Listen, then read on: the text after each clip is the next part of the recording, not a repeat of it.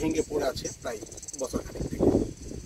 আসলেই এখানকার যারা দেখভাল করে এই রিসোর্টটা অর্থাৎ এই অবকাশ কেন্দ্র, তাদের অবহেলার কারণেই মূলত গাছটি মারা গিয়েছে এমনকি জানিয়েছে পরিবেশবাদীরা।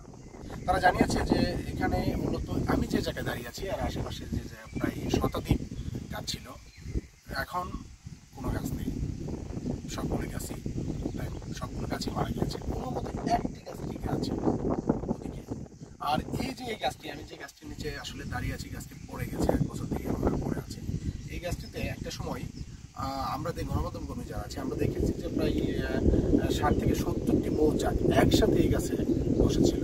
অর্থাৎ এই গাছে অনেক পাখি একটা সময় আশ্রয় নিত, মৌমাছির আশ্রয় নিত, অনেক বন্য প্রাণী, ছোট ছোট কীট পতঙ্গ তারা আশ্রয় নিত, অনেক সময় বানর আশ্রয় নিত।